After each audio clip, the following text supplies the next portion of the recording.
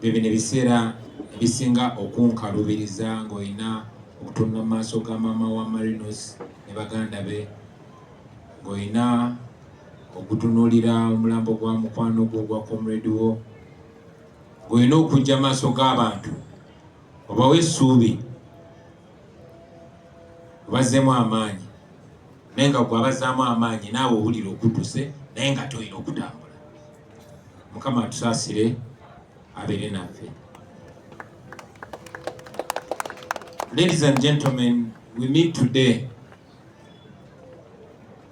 to mourn for yet another sister, another comrade that has not died of natural causes, has not fallen sick naturally. No, Marinos was abducted and taken by the national military, the Uganda People's Defense Forces, the so-called Uganda People's Defense Forces. Was abducted, tortured, and raped in custody by the national military. I salute Marinos. She's no ordinary woman, because so many of our sisters, so many of our daughters have gone through the same ordeal. Many women have been raped, and Honorable Nabagabe Flavia has spoken about it. So many of our comrades have been abducted or even arrested, but raped in either police custody or CMI, Chieftains of Military Intelligence in Buya. Some of them have spoken to us and they've requested us to keep the secret, because all of you women know how humiliating and how dehumanizing rape is. So many women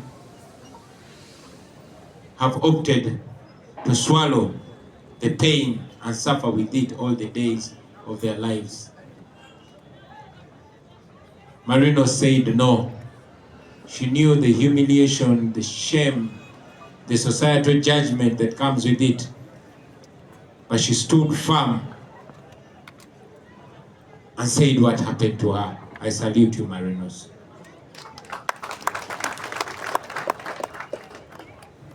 When Honorable Flavia was speaking, she spoke only of the women, but ladies and gentlemen, you have seen and heard that so many young men also get arrested, abducted, and sodomized, raped in police and military custody here in Uganda today. So many young people get raped. I was in Canada with a young man that ran out of the country. His name is Kaiwa Kaliowa Alex. He was sodomized, raped. We have a brother here, and I salute him, Mnyarwanda wa Bobi. This young man was also sodomized in custody. Ono naye bamurapinga, abasajja abasego. And so many young men also get sodomized. They just don't say it. The few that speak out are the ones that are too confident to expose that. You all remember when young people dared to walk peacefully to Parliament to protest against the grand corruption led by Anita Among. Many of them were raped. Only 2 of them came out to speak that they were raped in the police.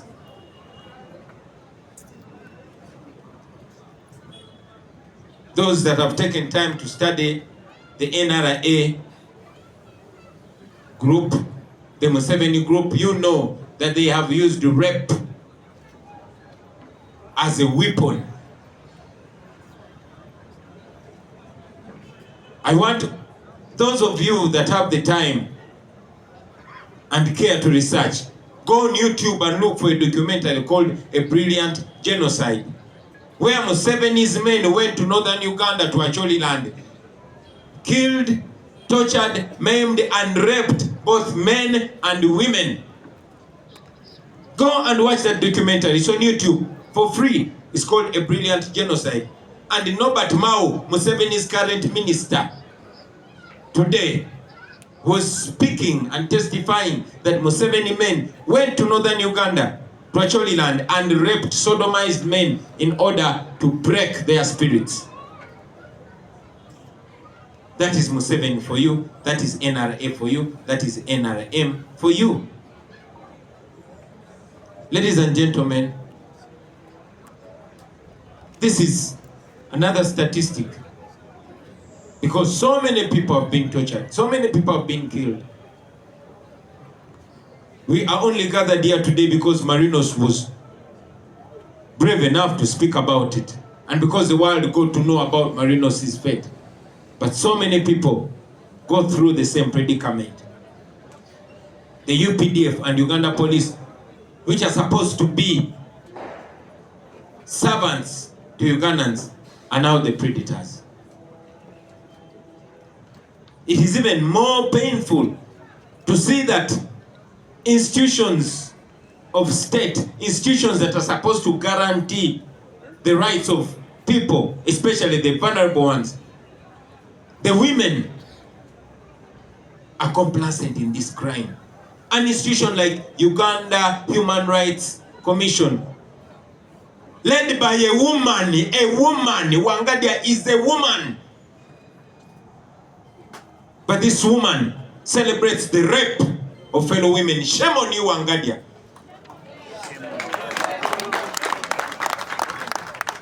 She even had the nerve to mock Marinos after that rape.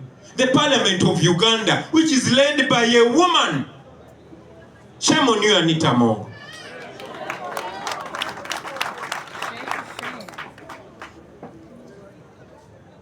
That is where we are as a country under Museveni.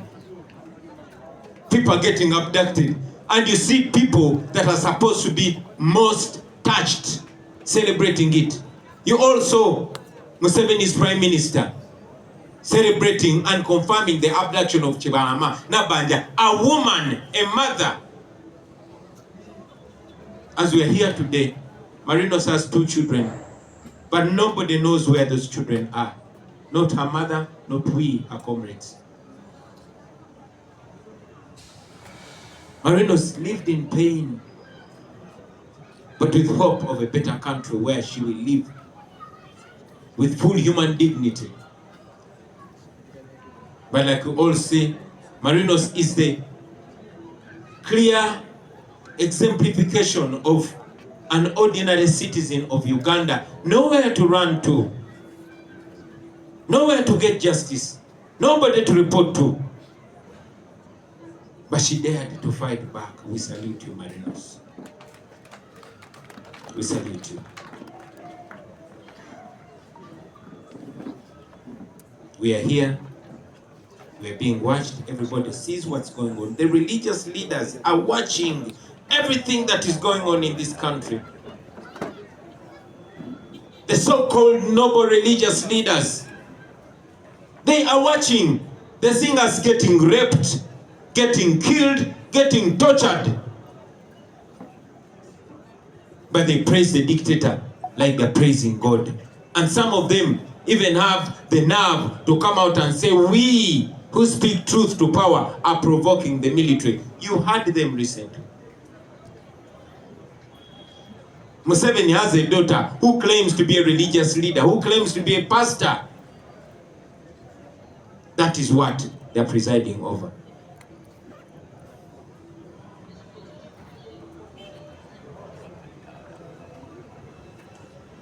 We have cultural leaders who are supposed to be the guardians of our culture, of our dignity. They are watching.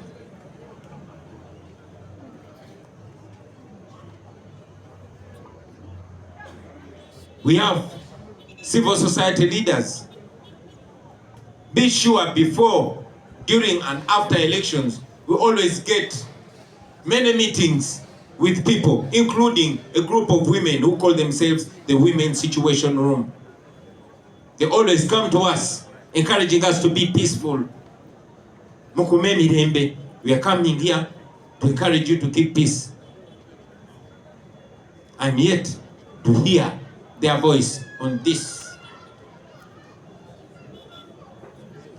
This is the worst attack. This attack is not on Marinos. All of you women of Uganda, those in power and those suffering, all of you female ministers,